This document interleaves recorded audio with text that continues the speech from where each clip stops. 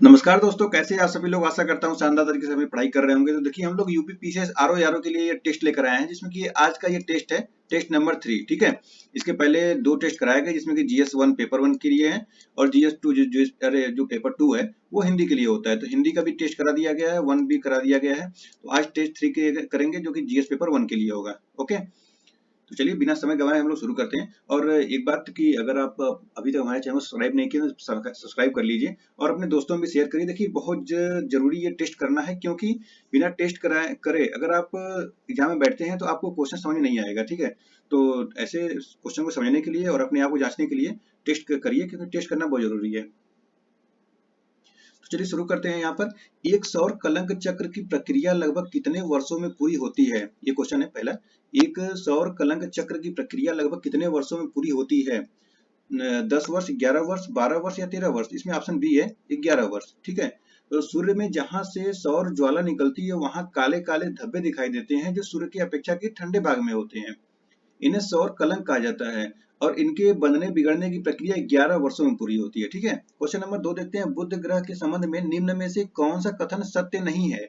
कौन सा कथन सत्य नहीं है? यह सौर मंडल का सबसे छोटा ग्रह है, यह पृथ्वी से निकटतम ग्रह है, यह सूर्य की परिक्रमा 88 दिनों में पूरी कर लेता है, इसका तापांतर सभी ग्रहों से सबसे अधिक है। बताइए कौन सा होगा। तो इसमें ऑप्शन जो बी है यह कथन सही है, यह पृथ्वी से निकटतम ग्रह है। यह कथन गलत है, क्योंकि गलत पूछा है तो इसी को सही करेंगे। तो निकटतम कौन सा है? निकटतम तो शुक्र है। क्वेश्चन नंबर 3 देखिए।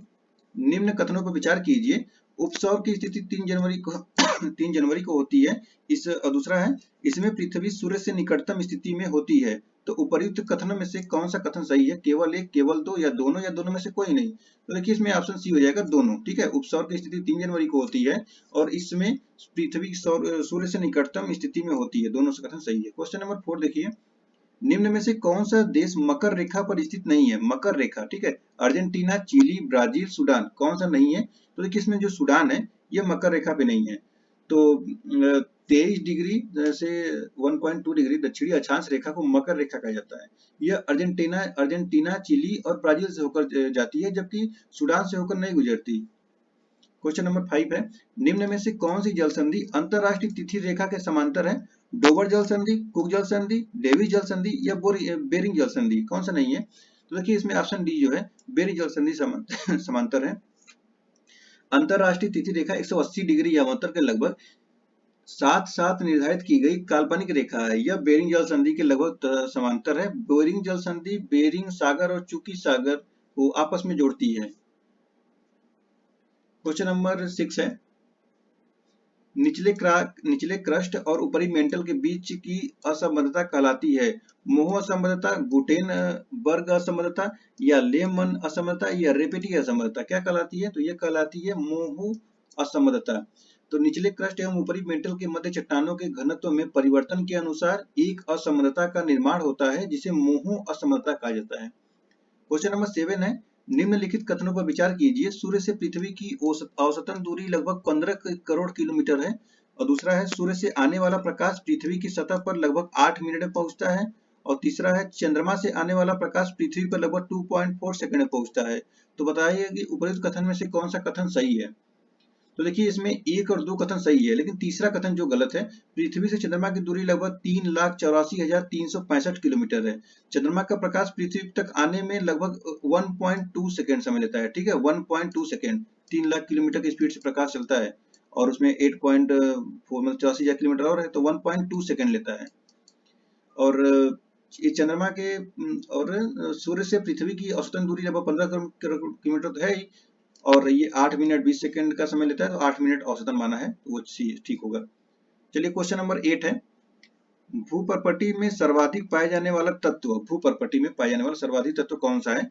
ऑक्सीजन, सिलिकॉन, मैग्नीज या निकेल? तो ये ऑक्सीजन हो जाएगा। तो पृथ्वी की भूपटी में ऑक्सीजन की मात्रा सबसे अधिक है, लगभग 46% पाई जाती है। यद्यपि भूपृष्ठ के निर्माण में 8 प्रमुख तत्व योगदान करते हैं, लेकिन इनमें सर्वाधिक योगदान किसका है? ऑक्सीजन का। Question number 9। जानवरों, वनस्पतियों और सूक्ष्म जीवों के अवशेष किस प्रकार की चट्टानों में पाए जाते हैं?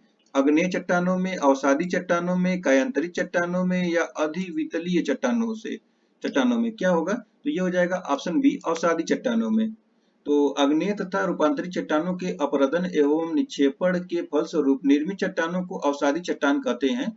यह परतदार चट्टानें होती हैं जिनमें जानवरों, वनस्पतियों एवं सूक्ष्म जीवों के अवशेषों का योगदान होता है। अवसादी चट्टानें संपूर्ण क्रस्ट के लगभग 75% भाग पर विस्तृत होती हैं। क्वेश्चन नंबर 10 है, निम्न कथनों पर विचार कीजिए। 5 डिग्री नॉर्थ से 5 डिग्री साउथ अक्षांशों के बीच का क्षेत्र भूमध्य सागरीय प्रदेश कहा जाता है।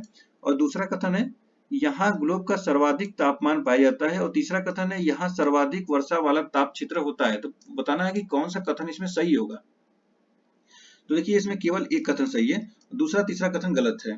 5 डिग्री नॉर्थ से 5 डिग्री साउथ अक्षांशों के बीच का क्षेत्र भूमध्य रेखीय प्रदेश कहलाता है, यह कथन सही है।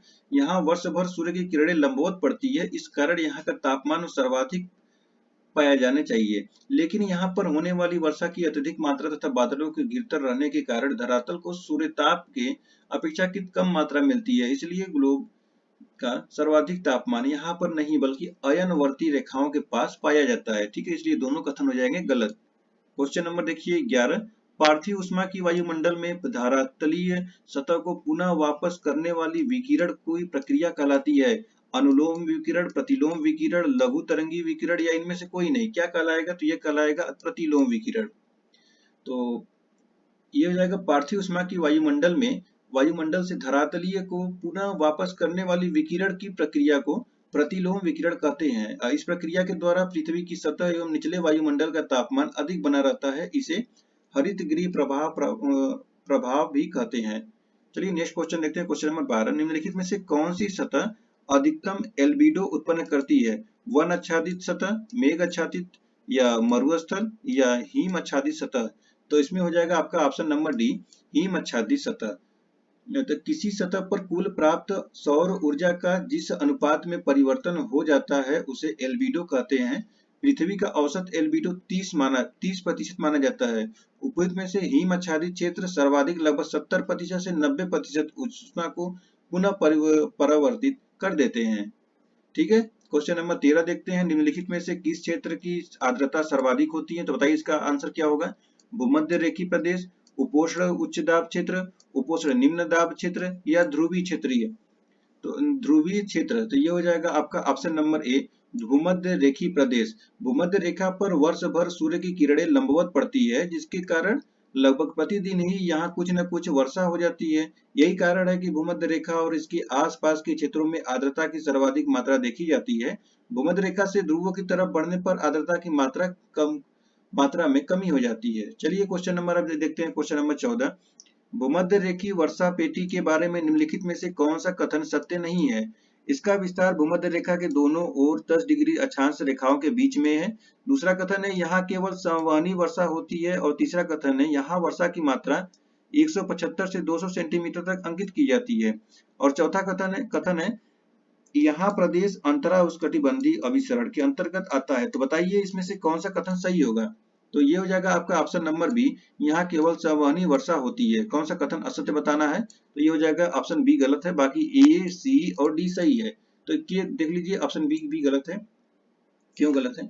तो भूमध्य रेखा वर्षा पेटी में वर्षा की अधिकतम मात्रा संवहनी प्रकार की होती है, लेकिन यहाँ पर पर्वतीय प्रकार की वर्षा भी प्रायः देखी जाती है, तो इसलिए और कथन सही है, ऑप्शन सी हो जाएगा गलत। चलिए क्वेश्चन नंबर देखते हैं 15, इटली की जलवायु को निम्नलिखित में से किस वर्गीकरण के अंतर्गत रखा जाता है? सवाना जलवायु, शीतोष्ण मानसूनी जलवायु या उष्ण मानसूनी जलवायु और भूमध्य सागरीय जलवायु? कौन सा होता है? ये हो जाएगा भूमध्य सागरीय जलवायु। इटली भूमध्य सागर के पास में है ना, ऐसे भूमध्य सागर यहाँ पे ऐसे है, तो यहाँ पे इटली है यहाँ पर, तो भूमध्य सागरीय जलवायु हो जाएगा। तो इटली की जलवायु को भूमध्य सागरीय जलवायु के अंतर्गत रखा जाता है। इस प्रकार की जलवायु 30 डिग्री से 45 डिग्री अक्षांशों के बीच भूमध्य सागरीय प्रदेश एवं महाद्वीपों के पश्चिमी तट पर पाई जाती है। यहाँ गर्मी एवं जाड़े की दो स्पष्ट ऋतुएं मिलती है। यहाँ वार्षिक तापांतर 10 डिग्री से लेकर 15 डिग्री तक रहता है।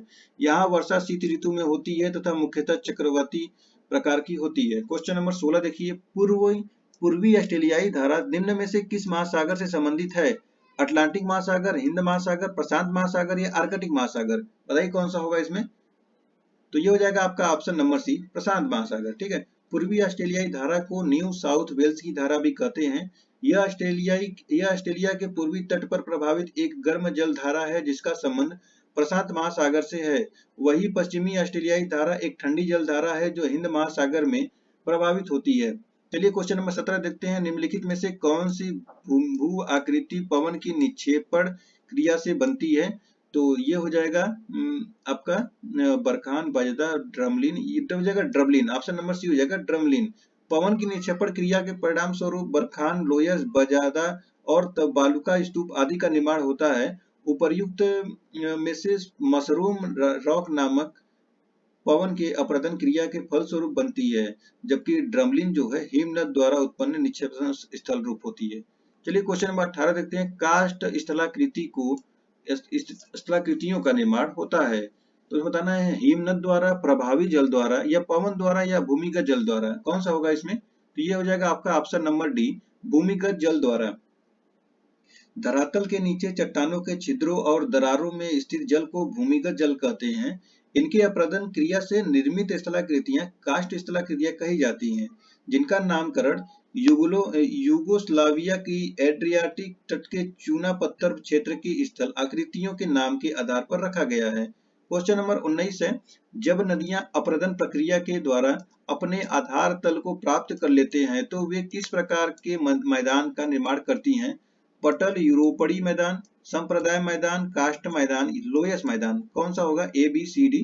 तो ये हो जाएगा आपका ऑप्शन नंबर बी, संप्रदाय नहीं, संप्राय मैदान।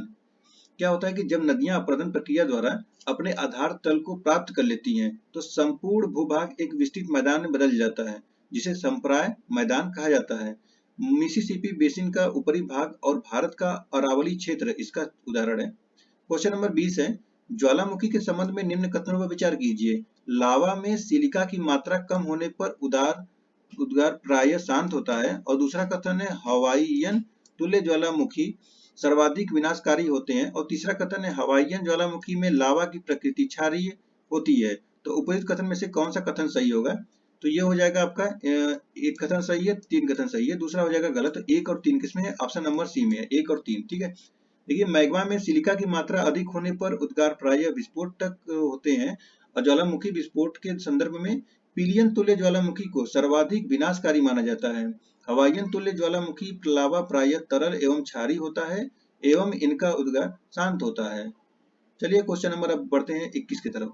निम्नलिखित में से कौन सा विश्व में सर्वाधिक ज्वालामुखी से प्रभावित क्षेत्र है? कौन सा है? तो ये हो जाएगा परिप्रशांत महासागरीय मेखला। क्या होता है कि विश्व में ज्वालामुखी से सर्वाधिक प्रभावित क्षेत्र परिप्रशांत महासागरीय मेखला वाला क्षेत्र है। यहाँ विनाशात्मक प्लेटों के किनारे के सहारे ज्वालामुखी मिलते हैं। विश्व के ज्वालामुखियों का लगभग 2/3 भाग प्रशांत महासागर में के दोनों तटीय भागों में द्वीप चापों एवं समुद्री द्वीपों के सहारे पाया जाता है। इसे प्रशांत महासागर की अग्नि वलय भी कहते हैं। चलिए आगे बढ़ते हैं क्वेश्चन नंबर 22 की तरफ। भूकंप आने से पूर्व वायुमंडल में निम्नलिखित में से किस गैस की मात्रा में वृद्धि होती है? किस गैस की मात्रा में वृद्धि होती है? तो होती है रेडान के। भूकंप आने से पूर्व वायुमंडल में रेडान गैसों की मात्रा में वृद्धि हो जाती है। जिस स्थान से भूकंपीय तरंगे उत्पन्न होती हैं और उसे भूकंप मूल तथा सबसे पहले भूकंपीय लहरों का अनुभव किया जाता है, उसे भूकंप केंद्र कहते हैं। क्वेश्चन नंबर 23 है। निम्न कथनों पर विचार कीजिए। भूकंप की तीव्रता का मापन रिक्टर स्केल पर किया जाता है। और दूसरा है वह स्थान जहां पर भूकंप का अनुभव सबसे पहले किया जाता है उसे भूकंपीय केंद्र कहा जाता है। तो कौन सा कथन इसमें सही होगा? तो ये हो जाएगा आपका दोनों कथन सही है, तो ऑप्शन नंबर सी हो जाएगा। क्वेश्चन नंबर 24 देखिए। निम्न कथनों पर विचार कीजिए। पहला कथन है सुनामी मूल रूप से ज्वारी तरंगे होती हैं। और दूसरा कथन है सुनामी शब्द जापानी शब्द का स्वरूप है। बताना है कौन सा कथन सही होगा इसमें। तो ये इसमें देखिए पहला कथन गलत है और दूसरा सही है, तो ऑप्शन हो जाएगा 2। तो सुनामी जापानी शब्द है जिसका अर्थ होता है तट पर आने वाली समुद्री लहरें, किंतु इनका ज्वारी तरंगों से कोई संबंध नहीं होता है। वस्तुतः यह लंबी एवं कम कंपन वाली क्षेत्रों में लहरें जो महासागरीय भूकंप के प्रभाव से उत्पन्न होती है, यह अत्यंत विनाशकारी भी होती है। तो पहला कथन गलत और दूसरा कथन सही हो जाएगा। क्वेश्चन नंबर 25 देखिए। निम्नलिखित में से कौन सी उष्ण महासागरीय जलधारा है? क्यूराइड, कनारी, लिब्राडोर या गल्फ स्ट्रीम। बताइए, सभी लग रहा है, लेकिन ये ऑप्शन हो जाएगा गल्फ स्ट्रीम। और भी देखिए, उपयुक्त में से गल्फ स्ट्रीम एक उष्ण महासागरीय जलधारा है। इसे यूरोप का गर्म कंबल भी कहा जाता है। गल्फ स्ट्रीम अटलांटिक महासागर में प्रभावित होती है और बाकी शेष जलधाराएं ठंडी जलधारा है।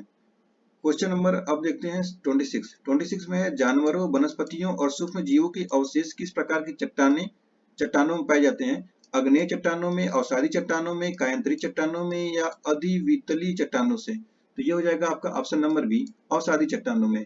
अग्नेय तथा रूपांतरित चट्टानों के अपरदन एवं निक्षेपण के फलस्वरूप निर्मित चट्टानों को अवसादी चट्टान कहते हैं। यह परतदार चट्टानें होती हैं जिनमें जानवरों, वनस्पतियों एवं सूक्ष्म जीवों के अवशेषों का योगदान होता है। अवसादी चट्टानें संपूर्ण क्रस्ट के लगभग 75% भाग पर विस्तृत होती है। क्वेश्चन नंबर 27 है, प्रवालों के समुचित विकास के लिए कितना औसत तापमान की आवश्यकता होती है? 10 से 15 डिग्री, 15 से 20 डिग्री, 20 से 25 डिग्री या 25 से 30 डिग्री? कौन सा होगा? तो ये हो जाएगा 20 से 25 डिग्री सेल्सियस। चलिए बढ़ते हैं नेक्स्ट तरफ। क्वेश्चन नंबर 28 में है, विषुवत रेखा से ध्रुवों की तरफ बढ़ने पर महासागरीय जल की औसत तापमान में क्या होता है? वृद्धि होती है, कमी होती है? क्या होता है? तो ये होता है कमी होती है। ऑप्शन बी हो जाएगा, कमी होती है। विषुवत रेखा पर सूर्य वर्ष भर लंबवत चमकता रहता है, जबकि ध्रुवों की तरफ बढ़ने पर सूर्य की किरणें का तिरछापन बढ़ता जाता है। इस कारण विषुवत रेखा से ध्रुव की तरफ समुद्री जल के तापमान में भी उत्तरोत्तर कमी आती है। क्वेश्चन नंबर 29, निम्नलिखित में से कौन से सर्वाधिक ऊंचाई पर पाए जाने वाला मेघ है?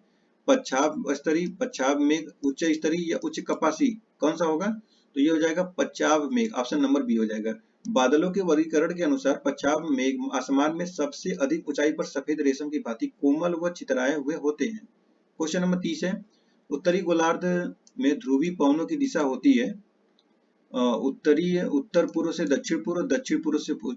तो ये हो जाएगा आपका उत्तर पूर्व से दक्षिण पश्चिम, ऑप्शन डी हो जाएगा, उत्तर पूर्व से दक्षिण पश्चिम। क्वेश्चन नंबर 31 देखिए, निम्न कथनों पर विचार कीजिए। महासागरीय जल की सतह का औसत दैनिक तापांतर 10 डिग्री सेल्सियस या उससे कम होता है। दूसरा कथन है, सागरीय जल का उच्चतम वार्षिक तापमान जून में तथा न्यूनतम तापमान दिसंबर माह में अंकित किया जाता है। तो कौन सा कथन सही होगा इसमें? तो ये हो जाएगा आपका ऑप्शन नंबर ए, केवल एक कथन सही है। महासागरीय जल की तरह का औसत दैनिक तापांतर 1 डिग्री से इससे कम होता है।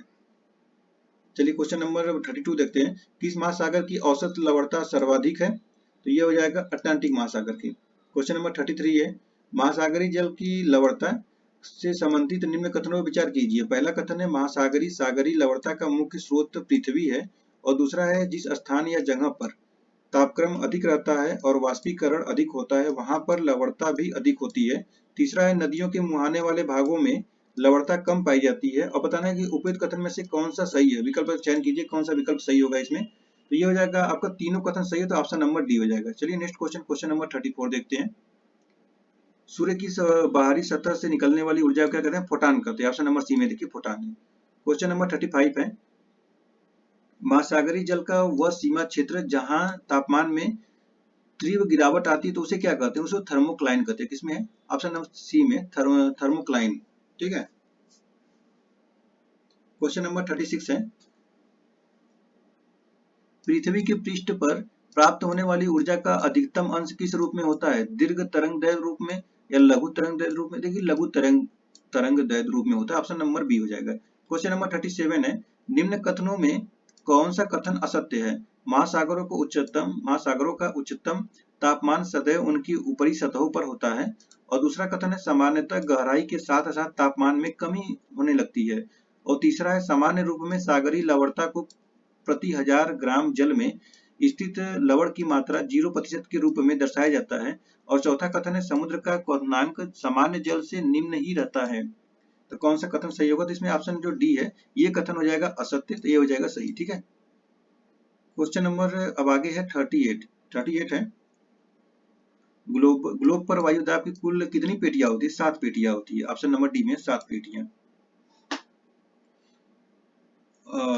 नाम याद है? बता देता हूँ। देखिए, ध्रुवीय उच्च वायुदाब पेटियां, उप ध्रुवीय निम्न वायुदाब पेटियां, उपोष्ण उच्च वायुदाब पेटियां, विषुवत रेखीय निम्न वायुदाब पेटियां, उपोष्ण उच्च वायुदाब पेटियां, उपध्रुवीय निम्न वायुदाब पेटियां, ध्रुवीय उच्च वायुदाब पेटियां। 7 हो गए। क्वेश्चन नंबर 39, निम्न में से कौन सा कथन असत्य है? फैरल ने हवाओं के दिशा संबंधी अपने मत का प्रतिपादन कोरियोलिस बल के आधार पर किया था। दूसरा है, जिस दिशा में हवाएं प्रायः वर्ष भर चला करती है उन्हें अस्थायी पवन कहते हैं। और तीसरा है पवनें उच्च वायुदाब क्षेत्रों से निम्न वायुदाब क्षेत्रों की तरफ चलती है। चौथा है फैरल के नियम के अनुसार धरातल पर स्वतंत्र रूप से चलने वाली सभी हवाएं पृथ्वी के गति के कारण उत्तरी गोलार्ध में बाईं ओर तथा दक्षिणी गोलार्ध में दाहिनी ओर मुड़ जाती है। इसमें बताना है कौन सा कथन सही होगा, बताइए 39 में। तो 39 में देखिए 3 कथन सही है, ए बी सी सही हो जाएंगे, ऑप्शन डी गलत है, तो ये इसको सही कर देंगे। ठीक है, ऐसा पूछा है तो ऑप्शन डी इसमें गलत है। क्वेश्चन नंबर 40 देखिए, किन हवाओं के कारण तटीय भागों की जलवायु पर समकारी प्रभाव होता है? किस पे होता है? तो ये होता है स्थलीय समीर। ठीक है, क्वेश्चन नंबर 41 है, कौन सुमेलित नहीं है? पवने और क्षेत्र, सिराको गिनी, विली विली ऑस्ट्रेलिया, फान स्विट्जरलैंड और ब्लिजर्ड कनाडा। कौन सा इसमें अनसुमेलित है? तो ये देखिए जो गिनी है, ये सिराको लिखा, ये कथन गलत हो जाएगा। तो सहारा मरुस्थल में उत्तरी अफ्रीका, सिसिल तथा दक्षिणी इटली से गुजरने वाली अत्यधिक शुष्क एवं उष्ण दक्षिणी या दक्षिणी पूर्वी पवन है। और अफ्रीका महाद्वीप में इसके कई नाम हैं। मिस्र में इसे खमसीन, लिबिया में गिबिली, ट्यूनिसिया में चिली इत्यादि नाम से पुकारते हैं। सिराको हवा के साथ लाल रेत बालू की अत्यधिक मात्रा पाई जाती है। जब यह हवा भूमध्य सागर से होकर गुजरती है तो नमी धारण कर लेती है। ठीक है, तो ये गिनी नहीं है। क्वेश्चन नंबर 42, वायु के जिस तापमान पर जल अपनी गैसीय अवस्था से तरल या ठोस अवस्था में परिवर्तित होता है वह कहलाता है हिमपात, पाला, ओसांक या संघनन। क्या कहलाता है? तो यह कहलाता है ओसांक, ऑप्शन सी हो जाएगा ओसांक। क्वेश्चन नंबर 43 है, निम्न में से किस क्षेत्र पर पूरे वर्ष बाहर वर्षा होता है? तो ये होता है भूमध्य सागरीय तथा समशीतोष्ण प्रदेशों में, ऑप्शन नंबर ए हो जाएगा। क्वेश्चन नंबर 44 है, किस प्रकार के मेघ के कारण आकाश दूधिया रंग का दिखाई पड़ने लगता है? पचाव मेघ, कपासी मेघ, पचाव स्तरीय मेघ या वर्षा स्तरीय मेघ। कौन सा होता है? तो ऑप्शन सी हो जाएगा पचाव स्तरीय मेघ, ऑप्शन नंबर सी हो जाएगा। क्वेश्चन नंबर 45 है, कर्क तथा मकर रेखाओं के मध्य उत्पन्न चक्रवातों को किस नाम से जाना जाता है? किस नाम से जाना जाता है? तो यह उष्णकटिबंधीय चक्रवात, ऑप्शन नंबर ए हो जाएगा। कर्क तथा मकर रेखा के मध्य उत्पन्न चक्रवात को उष्णकटिबंधीय चक्रवात के नाम से जाना जाता है। उष्णकटिबंधीय चक्रवात में समरूपता नहीं होती है, यह ग्रीष्मकाल में उत्पन्न होते हैं। उष्णकटिबंधीय चक्रवात के केंद्र में वायु दाब बहुत कम होता है। उष्णकटिबंधीय चक्रवातों के आकार में पर्याप्त अंतर भी होता है। चलिए क्वेश्चन नंबर 46 देखिए, रूर प्रदेश, स्पेलिंग में देख लीजिए RUHR, प्रदेश किस खनिज के खनन के लिए विश्व प्रसिद्ध है? रूर शब्द बताना है, बताइए। मैं बता, जर्मनी का है ये और भारत में कुछ काम किया है, बताइए। कोयला के लिए है, कोयला के लिए। ठीक है, क्वेश्चन नंबर 47 है, चिक्विकामाटा यानी चिली किस खनिज के लिए प्रसिद्ध है? चिली, बताइए किसके लिए? तांबा के लिए है। क्वेश्चन नंबर 48 है, यूक्रेन का क्रियाराग तथा ब्राजील का मिनास जिरास प्रांत किसके उत्पादन के लिए जाना जाता है? बताइए किसके लिए? तो यह लौह अयस्क के लिए, ऑप्शन नंबर ए हो जाएगा, लौह अयस्क। क्वेश्चन नंबर 49 है, किस नदी मार्ग को यूरोपीय व्यापार की जीवन रेखा के रूप में संज्ञा दी जाती है? तो ये आती है राइन नदी। क्वेश्चन नंबर 50 है, विश्व में रेल मार्गों का सर्वाधिक घनत्व किस क्षेत्र में पाया जाता है? पश्चिमी यूरोप, उत्तरी अमेरिका, दक्षिण एशिया या दक्षिण अमेरिका। पहचान कीजिए, कूट का प्रयोग करिए, कौन सा उत्तर सही होगा इसमें? तो देखिए इसमें पश्चिमी यूरोप और उत्तरी अमेरिका, ये हो जाएगा, ऑप्शन नंबर ए हो जाएगा। क्वेश्चन नंबर 51 है, किर्गिज जनजाति मुख्य रूप से किस क्षेत्र में पाई जाती है? किर्गिज जनजाति, तो यह पाई जाती है किर्गिस्तान में, ऑप्शन नंबर बी हो जाएगा। क्वेश्चन नंबर 52 है, कालाहारी मरुस्थलीय क्षेत्र में पाई जाने वाली मुख्य जनजातियां कालाहारी में, तो कालाहारी में पाई जाती है बुशमैन, ऑप्शन सी हो जाएगा बुशमैन। क्वेश्चन नंबर 53 है, जापान का मैनचेस्टर की उपमा दी जाती है, जापान का मैनचेस्टर, तो ये ओसाका को, ऑप्शन नंबर बी होता है, इस बात वगैरह बनाता है। क्वेश्चन नंबर 54 है, किस शहर को विश्व इस्पात की राजधानी कहा जाता है? विश्व इस्पात की राजधानी किसको कहा जाता है? तो यह कहा जाता है पीटर्सबर्ग को। क्वेश्चन नंबर 55 है, लौह इस्पात के लिए प्रसिद्ध विश्व प्रसिद्ध लॉरेंस क्षेत्र किस देश में स्थित है? तो ये फ्रांस में है। फ्रांस के इसमें आए भी तो है ना प्रेसिडेंट, क्या नाम है उनका, बताइए। क्वेश्चन नंबर 56 है, गेहूं की सबसे बड़ी मंडी किस देश में स्थित है? मंडी गेहूं का, बताइए किस क्षेत्र में है? अमेरिका में है, ऑप्शन नंबर डी हो जाएगा अमेरिका। क्वेश्चन नंबर 57, यूएसए का सिलिकॉन वैली कहाँ स्थित है? तो ये है सैन फ्रांसिस्को में, ऑप्शन नंबर बी हो जाएगा। नेक्स्ट है, विश्व का लगभग 90% चावल किस क्षेत्र में होता है? विश्व का 90% चावल बताइए किस क्षेत्र में होता है? तो ये होता है आपका दक्षिणी पूर्वी एशिया में। क्वेश्चन नंबर 59, गेहूं, चावल, मूंगफली तथा गन्ने के वैश्विक उत्पादन में द्वितीय स्थान किसका है? भारत, चीन। अब द्वितीय स्थान पूछा हुआ है, अब भारत है, चीन है, किसका स्थान हो सकता है बताइए, सोचकर देखिए किसका स्थान होगा।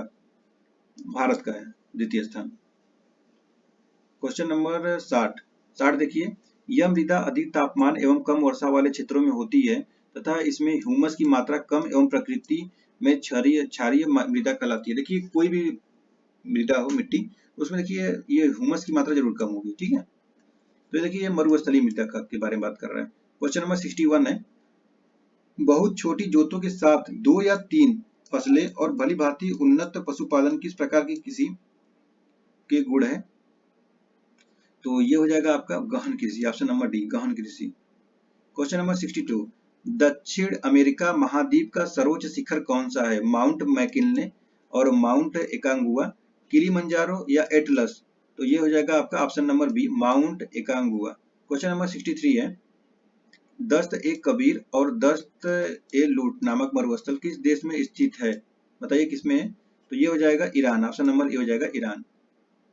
नेक्स्ट है, निम्न में से कौन सा देश लाल सागर से सीमा नहीं बनाता है? सऊदी अरब, यमन, लीबिया, जिबूती। बताइए कौन सा नहीं बनाता है? लीबिया नहीं बनाता है, लीबिया तो बहुत दूर है ना।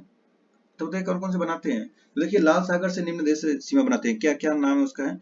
सऊदी अरब, यमन, मिस्र, सूडान, इरिट्रिया और जिबूती। जबकि लीबिया भूमध्य सागर से सीमा बनाती है, और भूमध्य सागर से सीमा बनाने वाले देश का नाम है तो Spain, France, Morocco, Italy, Greece और माल्टा, मिस्र, Tunisia, Algeria, Morocco, Syria, Lebanon, Israel, Cyprus और तुर्की। देखिए इजराइल के बारे में भी है, भूमध्य सागर सीमा बनाता है, ठीक है। क्वेश्चन नंबर 65 है, यूराल और वोल्गा नदी किस सागर में आकर गिरती है? तो यह है कैप्सियन सागर, ऑप्शन नंबर सी हो जाएगा कैप्सियन सागर। क्वेश्चन नंबर 66, निम्न में से कौन सुमेलित नहीं है? यहाँ पर शहर है, यहाँ पे नदी का नाम दिया है, बताना है कौन सा सुमेलित नहीं है। बगदाद टिगरिस नदी सही है, बान राइन नदी ये भी सही है, न्यूयॉर्क हडसन नदी ये सही है, वियना स्वान नदी वियना ऑस्ट्रिया की राजधानी है जो डेन्यूब नदी पे स्थित है, ठीक है। जब ऑस्ट्रेलिया का पर्थ शहर वो स्वान नदी होगा, तो ये गलत हो जाएगा, ये ऑस्ट्रेलिया में, ये ऑस्ट्रिया का है। क्वेश्चन नंबर 67, निम्न कथनों पर विचार कीजिए। डाउन्स ऑस्ट्रेलिया में स्थित घास का मैदान है। दूसरा है यह एक उष्णकटिबंधीय घास का मैदान है। तो उपयुक्त में से कौन सा कथन सही है? बताइए कौन सा कथन इसमें सही होगा? तो ये पहला कथन सही है, दूसरा कथन गलत हो जाएगा, ऑप्शन नंबर ए हो जाएगा। डाउन्स ऑस्ट्रेलिया के मर्रे डार्लिंग बेसिन स्थित घास का मैदान है। यह एक शीतोष्ण कटिबंधीय घास का मैदान है। यहाँ मरीनो घेड़ के बड़े बड़े बाड़े पाए जाते हैं। यहाँ कंगारू भी बहुत आयत में पाए जाते हैं। चलिए 68 नंबर क्वेश्चन, बाल्टिक सागर को उत्तरी सागर में कौन सी नहर जोड़ती है? बाल्टिक सागर को, तो यह है कील नहर। नेक्स्ट है, निम्न में से जापान के द्वीपों के, देखिए बार बार क्वेश्चन पूछा जाता है द्वीपों के, इसको द्वीप के बारे में बताना है, तो इसको देखिए याद कर लीजिए, बहुत इंपॉर्टेंट है।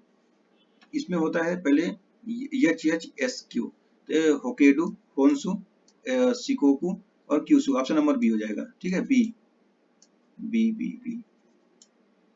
क्वेश्चन नंबर 70 है, निम्न में से कौन सा एक देश मध्य एशिया का भाग नहीं है? मध्य Asia, Kazakhstan, Turkmenistan, Afghanistan, Uzbekistan. इसको हटा दीजिए 70 नंबर क्वेश्चन को, अफगानिस्तान, ठीक है, अफगानिस्तान ये नहीं है। तो देखिए मध्य एशिया में कौन कौन से है? कजाकिस्तान, किर्गिस्तान, तजाकिस्तान, तुर्कमेनिस्तान और उज्बेकिस्तान। फिर से कजाकिस्तान, किर्गिस्तान, तजाकिस्तान, तुर्कमेनिस्तान और उज्बेकिस्तान। देखिए के और फिर टी और फिर यू, ठीक है। और ये तथा दक्षिण एशिया में कौन कौन से आते हैं? तो ये आते हैं अफगानिस्तान, बांग्लादेश, पाकिस्तान, भूटान, भारत, नेपाल, श्रीलंका, मालदीव। और पूर्वी एशिया में आते हैं चीन, कोरिया गणराज्य, जापान, मंगोलिया और कोरिया को शामिल किया जाता है, ठीक है, नॉर्थ कोरिया, साउथ कोरिया को। चलिए क्वेश्चन नंबर देखते हैं 71, निम्न में से कौन सी जल संधि भूमध्य सागर और अटलांटिक महासागर को जोड़ती है? किसको? भूमध्य सागर और अटलांटिक महासागर, तो ये जोड़ती है जिब्राल्टर जल संधि, ठीक है। क्वेश्चन नंबर 73 नहीं 72 नंबर क्वेश्चन है, कांगो नदी कांगो नदी कौन सी रेखा को 2 बार काटती है? कांगो नदी, तो यह है विषुवत रेखा। नेक्स्ट क्वेश्चन है रेड इंडियन, एस्किमो, न्यूइट तथा अलूटस आदि किस महाद्वीप के मूल निवासी है? उत्तरी अमेरिका, एशिया, अफ्रीका, ऑस्ट्रेलिया। तो ये हो जाएगा उत्तरी America, option number A. Question number 74 है दक्षिण अमेरिका के स्थलबद्ध देश कौन से हैं? दक्षिण अमेरिका स्थलबद्ध देश बताइए कौन से हैं? बोलिविया और उरुग्वे। ये बोलिविया पर आ गए, बीपी याद रखिए, ऑप्शन नंबर सी हो जाएगा। क्वेश्चन नंबर 75 किम्बरले का पठार कहाँ स्थित है? कहाँ स्थित है? ऑस्ट्रेलिया में है। क्वेश्चन नंबर 76 है न्यूजीलैंड के उत्तरी द्वीप और दक्षिणी द्वीप को कौन सी संधि अलग करती है? टारस, बास, कुक या हुंडस? बताइए कौन सा अलग करती है? याद होगा ये तो, कुक जल संधि है। क्वेश्चन नंबर 77 है निम्न देश सुमेलित और उसकी राजधानी बताना है। चलिए तो बताइए। अर्जेंटीना का ब्यूनस आयर्स सही है, और पेरू का लीमा सुमेलित नहीं है, बताना है ना, सुमेलित नहीं है।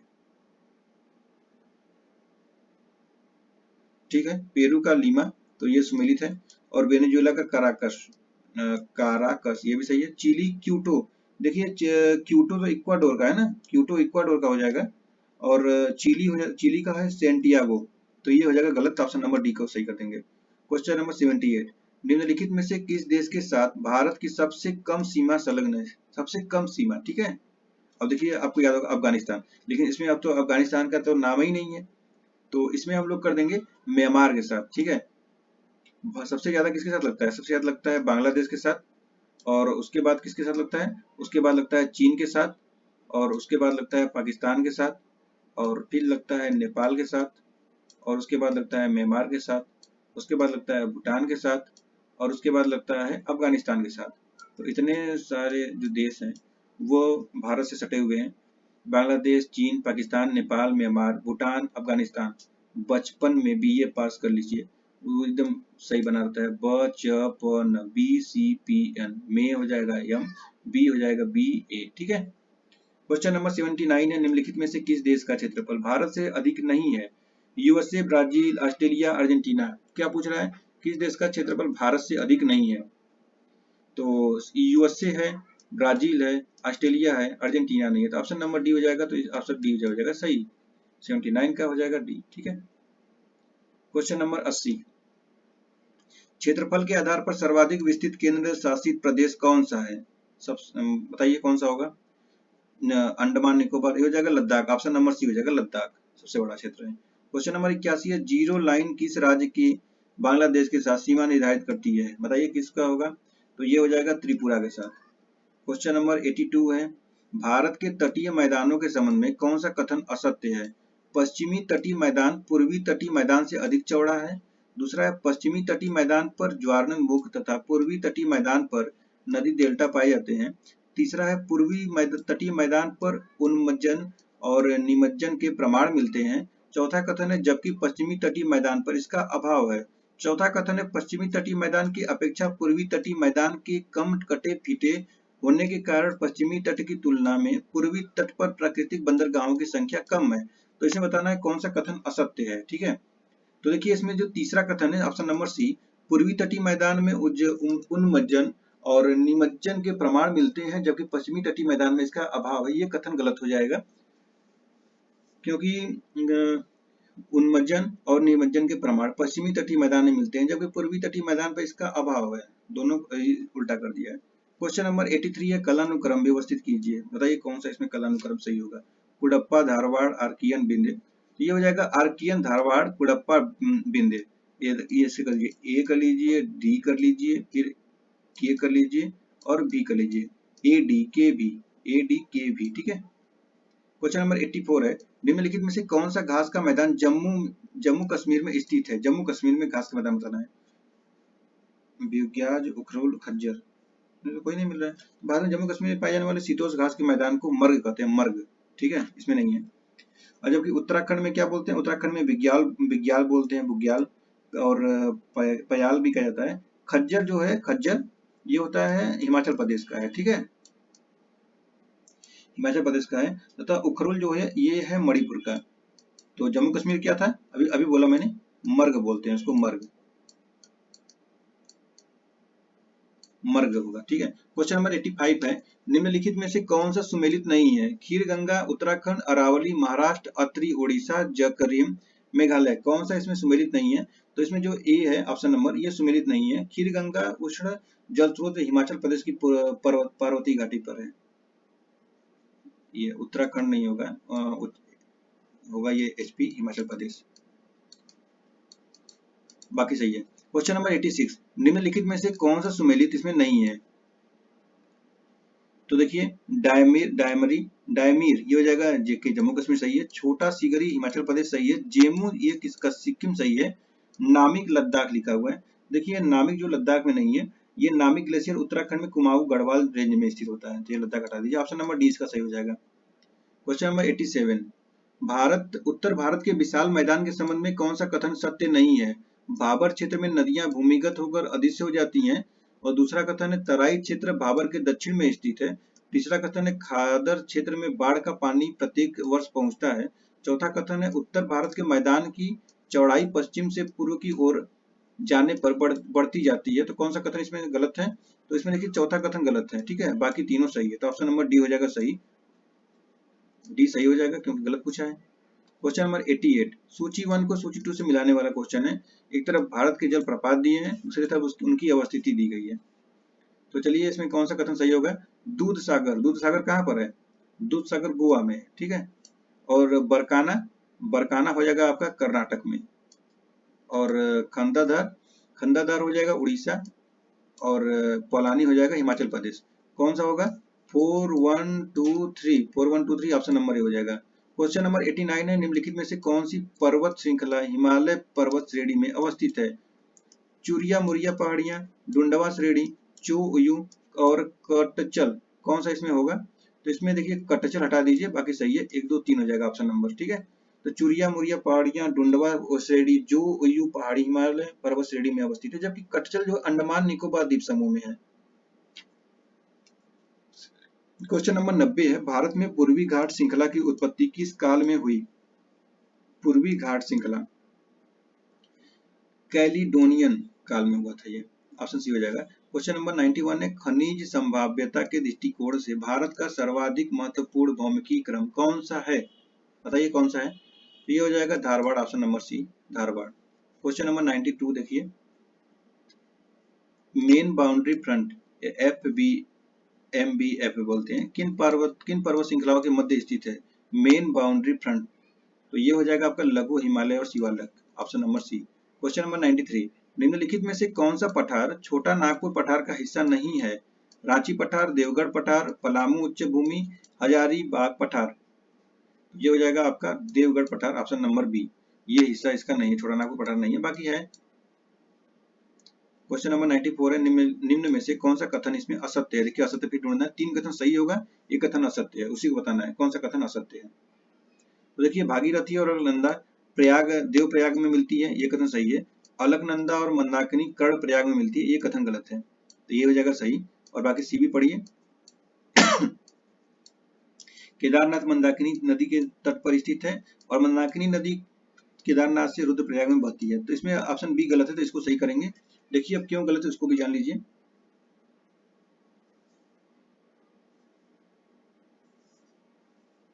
अलकनंदा नदी मंदाकिनी नदी से रुद्रप्रयाग में मिलती है, जबकि कर्णप्रयाग में अलकनंदा नदी पिंडार नदी से मिलती है, ठीक है। और भागीरथी नदी अलकनंदा से देवप्रयाग में मिलती है, वहां मंदाकिनी नदी अलकनंदा से नंद प्रयाग मिलती है, तथा धौली गंगा विष्णु गंगा नदी से विष्णु प्रयाग में मिलती है, और केदारनाथ मंदिर मंदाकिनी नदी के तट पर स्थित है। तो समझ आया, अलकनंदा और मंदाकिनी कर्ण प्रयाग मिलती है, ये कथन गलत हो जाएगा। अलकनंदा नदी मंदाकिनी नदी से रुद्रप्रयाग में मिलती है। चलिए क्वेश्चन नंबर 95, गंगा नदी में बाएं से मिलने वाली सहायक नदियों में से पूर्व सबसे अंत में कौन सी नदी मिलती है? कोसी, महानंदा, सोन, गंडक, कौन सी होगी यहाँ पर? तो ये हो जाएगा आपका महानंदा। देखिए गंगा नदी का उद्गम स्थल उत्तराखंड के गोमुख के निकट गंगोत्री में है, और गोमुख से भागीरथी नाम से निकलती है। जब यह देवप्रयाग में अलकनंदा नदी से संगम करती है, तब गंगा का निर्माण करती है। गंगा नदी की सबसे अधिक लंबाई उत्तर प्रदेश में है। गंगा नदी में बाएं तट से पश्चिम से पूर्व की ओर रामगंगा, गोमती, घाघरा, गंडक, बूढ़ी गंडक, गंडक, बागमती, कोसी तथा महानदा नंदा मिलती है। और महानंदा नदी पूर्व की ओर सबसे सबसे अंत में मिलने वाली नदी भी है। गंगा ब्रह्मपुत्र में मिलकर विश्व की सबसे बड़ा डेल्टा का निर्माण भी करती है, जिसका निर्माण हुगली और मेघना नदियों के बीच में होता है। चलिए क्वेश्चन नंबर 96 है, भारतीय प्रायद्वीप अपवाह तंत्र के बारे में कौन सा कथन असत्य है? देखिए 3 कथन सही है, 1 कथन असत्य, उसी को सही बताना है। कौन सा कथन इसमें सही होगा? प्रायद्वीप की नदियां हिमालय की तुलना में अधिक पुरानी है, ये कथन सही है। दूसरा है, इनकी ढाल प्रवणता बहुत अधिक है क्योंकि यह आधार के तल को प्राप्त कर चुके हैं। देखिए ये कथन हो जाएगा गलत, तो इस गलत पूछा है तो ऑप्शन नंबर बी को सही कर देंगे। बाकी देखिए यहाँ की नदियां विसर्ग नहीं बनाती हैं और यह वर्षा जल पर निर्भर रहती हैं तथा ग्रीष्म काल में सूख जाते हैं, तो ये सही हो जाएगा। ऑप्शन नंबर बी इसका सही हो जाएगा क्योंकि ये कथन गलत है। क्वेश्चन नंबर अब देखिए 97, शुष्क मरुस्थलीय कांटेदार वनस्पति क्षेत्रों में वर्षा की मात्रा कितनी पाई जाती है? तो ये पाई जाती है 50 सेंटीमीटर। ऑप्शन नंबर ए हो जाएगा। क्वेश्चन नंबर 98 है, क्या कारण है कि मुंबई और कोंकण तट के निवासी तापमान की विषमता और ऋतु परिवर्तन का अनुभव नहीं करते हैं? बताइए। तो ये हो जाएगा समुद्री समकारी जलवायु के कारण। ऑप्शन नंबर सी हो जाएगा। देखिए भारत की लंबी तट रेखा होने के कारण इन क्षेत्रों में समुद्री समकारी जलवायु पाई जाती है। समुद्र तट के निकट होने के कारण मुंबई और कोंकण तट के निवासियों को तापमान की विषमता और ऋतु परिवर्तन का अनुभव नहीं होता है। वही समुद्र तट से दूर भारत के अंदरूनी भागों में स्थित क्षेत्रों में समुद्र की समकारी जलवायु का प्रभाव नहीं पाया जाता है। इस कारण वहां स्पष्ट शीत ऋतु और ग्रीष्म ऋतु आदि का अनुभव होता है। चलिए क्वेश्चन नंबर देखते हैं 99, भारत की जलवायु कटिबंध में स्थित है। बताइए किसमें? ये शीतोष्ण और उष्ण दोनों में कटिबंधों में। ऑप्शन नंबर सी हो जाएगा। क्वेश्चन नंबर 100, देखिए अत्यधिक तीव्र गति से चलने वाले पवन प्रवाह या जेट स्ट्रीम वायुमंडल के कौन मंडल पाए जाते हैं? बताइए कौन से होंगे ये? ए होगा क्षोभ मंडल। Option number A. Question number 101, शीतकाल में सूर्य किस तिथि को मकर रेखा पर लंबवत चमकता है? तो ये चमकता है 22 दिसंबर को। क्वेश्चन नंबर 102 है, चलिए फटाफट करते हैं। उत्तर पश्चिमी भारत में शीत ऋतु में वर्षा किस कारण होता है? तो ये होता है पश्चिमी विक्षोभ के कारण। ऑप्शन नंबर ए, अभी जो कि अभी आने वाला भी है। क्वेश्चन नंबर 103 है, भारत में औसत वार्षिक वर्षा कितनी होती है? कितनी होती है औसत वार्षिक वर्षा? 112 से 115 सेंटीमीटर। क्वेश्चन नंबर 104 देखिए, कौन सी मिट्टी में सूखने पर गहरी दरारें उत्पन्न हो जाती हैं? ये हो जाती है काली मिट्टी। क्वेश्चन नंबर 105 है, मृदा के कौन से स्तर को जल संचयन क्षेत्र भी कहा जाता है? बताइए किसको कहा जाता है? ये कहा जाता है बी। नेक्स्ट है, निम्न कथनों पर विचार कीजिए। हिमालय में ऊंचाई पर जाने पर वनों के प्रकार बदल जाते हैं। हिमालय पर 1500 मीटर की ऊंचाई तक सदाबहार वन पाए जाते हैं। तो इसमें कौन सा कथन सत्य होगा? बताइए कौन सा कथन इसमें सत्य होगा? तो ये हो जाएगा आपका केवल एक कथन सही है, दूसरा कथन गलत है। तो ऑप्शन नंबर ए हो जाएगा। 1500 मीटर की ऊंचाई पर सदाबहार वन पतझड़ वाले पाए जाते हैं। 1500 से 2500 मीटर शीतोष्ण कटिबंधीय चौड़ी पत्ती वाले पाए जाते हैं और 2500 से 4500 मीटर की ऊंचाई पर कोटधारी वन पाए जाते हैं तथा 4500 से 4800 मीटर तक ऊंचाई पर टुंड्रा तुल्य वनस्पति पाए जाते हैं। चलिए क्वेश्चन नंबर 107 देखते हैं, किधर है 107 ये। तांबे की प्राप्ति किस क्रम में चट्टाने से होती है? तो यह होती है आपके धारवाड़। क्वेश्चन नंबर 108, आर्कियन चट्टानों के बारे में कौन सा कथन असत्य है? ये प्राचीनतम और मूलभूत चट्टानें हैं। इनमें जीवाश्म पाए जाते हैं। इनका निर्माण लावा के ठंडा होने से हुआ है। इनका विस्तार तमिलनाडु, कर्नाटक, आंध्र प्रदेश, राजस्थान के दक्षिण पूर्वी भाग में है। तो ये हो जाएगा आपका ऑप्शन नंबर बी। ये कथन गलत है, ये जीवाश्म पाए जाते हैं, इनमें जीवाश्म, ये कथन गलत हो जाएगा और बाकी सही है। क्वेश्चन नंबर 109 देखिए, छोटा नागपुर खनिज पेटी के संबंध में निम्न कथनों पर विचार कीजिए। कौन सा कथन इसमें सही बताना है? 3 कथन दिए गए। पहला कथन इसमें इसका मुख्य विस्तार झारखंड, उड़ीसा तथा पश्चिम बंगाल में है। दूसरा कथन है, यह पेटी निस एवं ग्रेनाइट शैलों से युक्त है। तीसरा कथन है, यहाँ देश का लगभग 75% लौह अयस्क पाया जाता है। तो इसमें कौन सा कथन सही होगा? 1-2 कथन सही कर दीजिए, तीसरा वाला गलत कीजिए। ऑप्शन नंबर ए हो जाएगा। 75% लौह अयस्क में पाया जाता है, 90% पाया जाता है इसमें।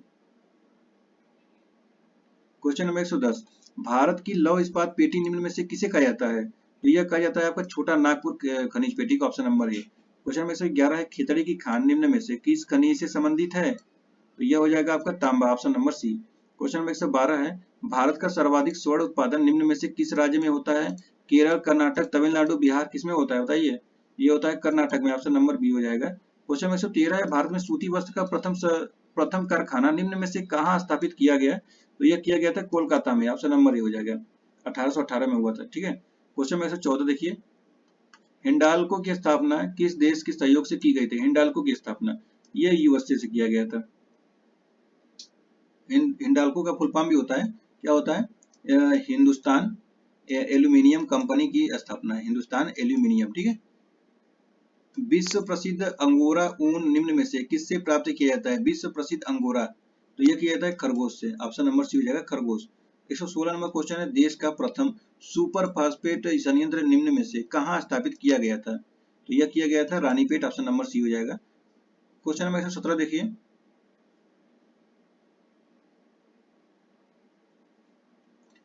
नेपा नगर निम्न में से किसके उत्पादन हेतु प्रसिद्ध है? नेपा नगर, तो ये हो जाएगा अखबारी कागज के लिए। 118 नंबर है प्रधानमंत्री ग्राम सड़क योजना के अंतर्गत गांवों को जोड़ने के लिए कितनी जनसंख्या को आधार बनाया गया है? मैदानी इलाके में 1000, पहाड़ी इलाकों में 500, मरुस्थलीय क्षेत्रों में 250। सही विकल्प का चयन कीजिए, बताइए कौन सा कथन इसमें सही होगा? तीनों कथन सही है तो ऑप्शन नंबर डी हो जाएगा।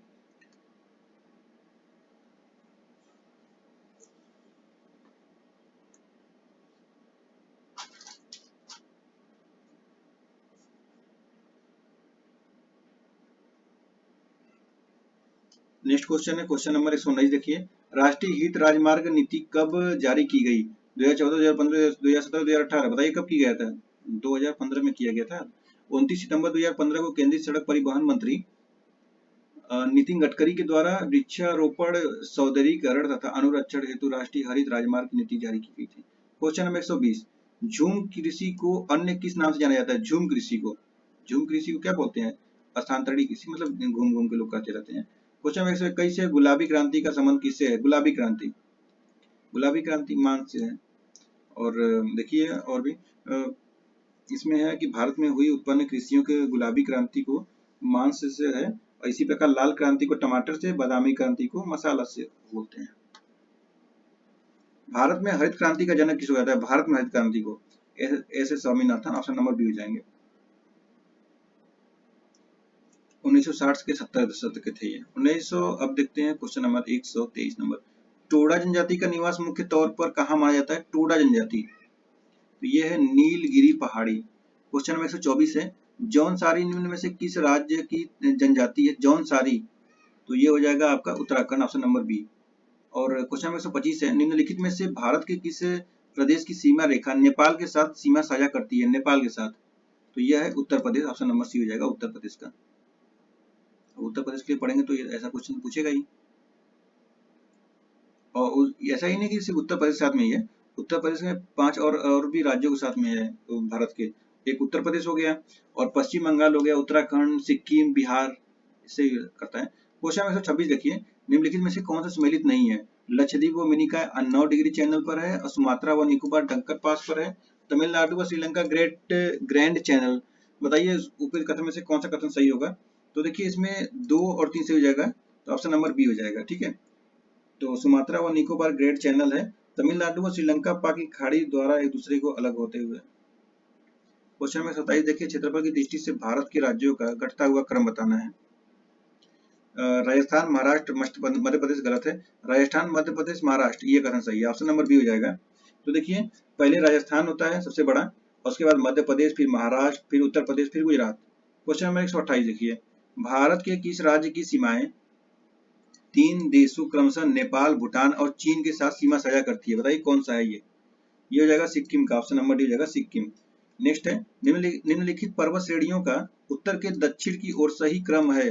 जास्कर, धौलाधर, शिवालिक, काराकोरम, पीर पंजाल, जास्कर, धौलाधर, शिवालिक, धौलाधर, पीर पंजाल, शिवालिक, या काराकोरम, पीर पंजाल, शिवालिक, जास्कर, बताइए कौन सा होगा इसमें? ये होगा Pir Panjal, Zanskar, Dhauladhar, Shivalik, option number B हो जाएगा। काराकोरम, पीर पंजाल, जास्कर, धौलाधर और शिवालिक। क्वेश्चन नंबर 130 किधर है? निम्नलिखित पहाड़ियों का पूर्व से पश्चिम की ओर का सही क्रम बताइए कौन सा होगा इसमें? ये हो जाएगा मैकाले, सतपुड़ा, बिंद, ऑप्शन नंबर ए हो जाएगा। नेक्स्ट है दक्षिण भारत की निम्नलिखित पहाड़ियों का उत्तर से दक्षिण की ओर का सही क्रम बताना है। तो ये है ऑप्शन नंबर ए, नीलगिरी, अन्नामलाई, इलायची पहाड़ी, ऑप्शन नंबर ए हो जाएगा। क्वेश्चन नंबर 132 है, 132 नंबर क्वेश्चन है, निम्नलिखित दर्रों का उत्तर से दक्षिण की ओर सही क्रम बताइए। उत्तर से दक्षिण की ओर बताना है, ठीक है। तो देखिए ये हो जाएगा जोजिला, बुर्जिला, बुर्जिल दर्रा और रोहतांग माना, ये हो जाएगा ऑप्शन नंबर बी में। देखिए पढ़िए इसको, जोजिला दर्रा, बुर्जिला दर्रा, रोहतांग दर्रा और माना दर्रा। क्वेश्चन 133 से निम्नलिखित में से कौन सी नदी गंगा में बाएं से दाएं दाएं से नहीं मिलती है? गंडक, कोसी, टोंस, गोमती। बताइए कौन सी नहीं मिलती है? तो ये बोलती है टोंस नहीं मिलती है, तो इसे ऑप्शन नंबर सी लगा देंगे। टोंस नदी गंगा के दाएं तरफ से मिलती है। गंगा में बाएं तरफ से मिलने वाली नदियों का नाम देखिए, रामगंगा, घाघरा, गोमती, गंडक, कोसी, महानदी। और दाएं से यमुना, टोंस, सोन, यही है। क्वेश्चन नंबर 34, निम्नलिखित में कौन सा बंदरगाह भारत के पश्चिमी तट पर स्थित नहीं है? तूतीकोरिन, न्यू मंगलोर, कोची और मरमागांव। कौन सा नहीं होता ये? तूतीकोरिन नहीं है। तूतीकोरिन भारत के पूर्वी तट पर स्थित है। न्यू मंगलोर कहाँ पर है? न्यू मंगलोर कर्नाटक में। कोची आपका केरल हो जाएगा, मरमागांव गोवा में हो जाएगा। क्वेश्चन नंबर 135, प्रायद्वीपीय भारत में पूर्व दिशा में बहने वाली नदियों का उत्तर से दक्षिण की ओर सही क्रम बताइए। उत्तर से दक्षिण की तरफ। महानदी हो जाएगा, गोदावरी हो जाएगा, कृष्णा, फिर कावेरी। पहले यहाँ पे महानदी पड़ता है, फिर गोदावरी आता है, फिर कावेरी होती है, फिर कृष्णा होती है। ऑप्शन नंबर ये हो जाएगा। 136 नंबर क्वेश्चन है, निम्नलिखित नदियों का पूर्व से पश्चिम, मतलब इधर पूर्व से पश्चिम चलिए, पश्चिम इधर मतलब ऐसे चलना है, पूर्व से पश्चिम की तरफ बताना है। तो देखिए इसमें हो जाएगा आपका Son, Betwa, Chambal, Luni. Option number C हो जाएगा सोन। पहले सोन हो जाएगा, फिर बेतवा हो जाएगा, फिर चंबल हो जाएगा, फिर लूनी हो जाएगा। लूनी एकदम राजस्थान गुजरात पड़ेगा। 137 नंबर क्वेश्चन यहाँ पर है, निम्नलिखित में से किन राज्यों की सीमा भूटान के साथ सीमा बनाती है? पश्चिम बंगाल, सिक्किम, अरुणाचल प्रदेश, असम। बिहार, सिक्किम, नागालैंड, त्रिपुरा। नागालैंड कहाँ पे आ गया? नागालैंड यहाँ भी आ गया। त्रिपुरा, मिजोरम, इसको हटा दीजिए। अरुणाचल प्रदेश, मेघालय, मणिपुर, त्रिपुरा, यहाँ त्रिपुरा को हटा दीजिए। ऑप्शन नंबर ये हो जाएगा तब पश्चिम बंगाल, सिक्किम, अरुणाचल प्रदेश, असम। ठीक है। क्वेश्चन नंबर 138, 138 नंबर क्वेश्चन देखिए, कावेरी नदी भारत के किन राज्यों से होकर प्रभावित होती है? बताइए किस नदी से, कहां से होती है? Karnataka, Tamil Nadu, Kerala. Option number C हो जाएगा। इसका उद्गम कर्नाटक के ब्रह्मगिरी पहाड़ियों से होता है और इसे दक्षिण भारत की गंगा भी कहा जाता है। इसके प्रवाह क्षेत्र को rice bowl of south India भी कहा जाता है। क्वेश्चन नंबर 139 देखिए, हिमालय पर्वत श्रृंखला की कौन सी श्रेणी सबसे दक्षिण में स्थित है?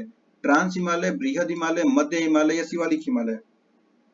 सबसे दक्षिण बताना है ना, तो ये हो जाएगा आपका शिवालिक हिमालय। तो देखिए शिवालिक हिमालय हिमालय पर्वत श्रृंखला के सबसे दक्षिण भाग है और हिमालय पर्वत श्रृंखला का उत्तर से दक्षिण की ओर क्रम भी देख लीजिए, पहले ट्रांस है, उसके बाद बृहद है, फिर मध्य है, फिर शिवालिक है।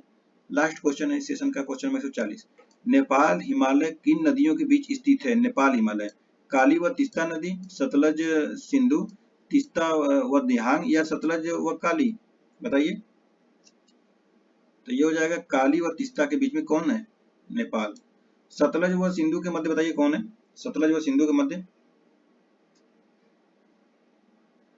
पंजाब है, पंजाब। ठीक है, याद कर लीजिए, सतलज व सिंधु के बीच कौन है? पंजाब है। तीस्ता व दिहांग के बीच बताइए, तीस्ता व दिहांग के बीच में, तीस्ता व दिहांग के बीच में हो जाएगा असम। और सतलज व काली के बीच बताइए, सतलज व काली के बीच में, सतलज व काली के बीच में हो जाएगा कुमायूं। ठीक है, पंजाब हो जाएगा सिंधु सतलज, कुमायूं हो जाएगा सतलज और काली, नेपाल हो जाएगा काली और तीस्ता, और असम हो जाएगा आपका तीस्ता व दिहांग के बीच। ठीक है, तो देखिए इस प्रकार हम लोग आरओ के लिए ये आज हम लोग कौन सा टेस्ट किए हैं? तो हम लोग टेस्ट किए टेस्ट नंबर 3। तो ये जीएस पेपर किसका था? जीएस पेपर 1 का था। और जीएस और हिंदी का पेपर जो होगा पेपर 2 में, वो हिंदी का पेपर होता है, तो हम लोग उसको लेकर आएंगे टेस्ट नंबर 4 में। ठीक है, बहुत सारे टेस्ट कराए जाएंगे ऐसे ही, जितना ज्यादा टेस्ट करेंगे उतने ही क्वेश्चन ज्यादा प्रैक्टिस होता जाएगा। देखिए 140 क्वेश्चन में से कितने ज्यादा क्वेश्चन बताए भी गए हैं। अब इसी एक ऑप्शन में से चार चार आंसर बताया गया है, तो समझिए कि एक क्वेश्चन के साथ साथ में चार चार क्वेश्चन हो रहा है आपका। समझिए कि 14 चौके 56, 560 क्वेश्चन एक बार में तैयार हो रहा है। तो अगर 500 भी माने चलेंगे एक टेस्ट से, तो अगर आपने अगर 10-20 टेस्ट 50 टेस्ट कर लिया तो कि बहुत ज़्यादा टेस्ट हो गए, तो हमारे चैनल को ज्वाइन करिए और अपने दोस्तों में शेयर करिए ताकि इस वीडियो का लाभ उठा सके। चलिए हम लोग फिर मिलते हैं नेक्स्ट वीडियो में। आप सबका बहुत बहुत धन्यवाद।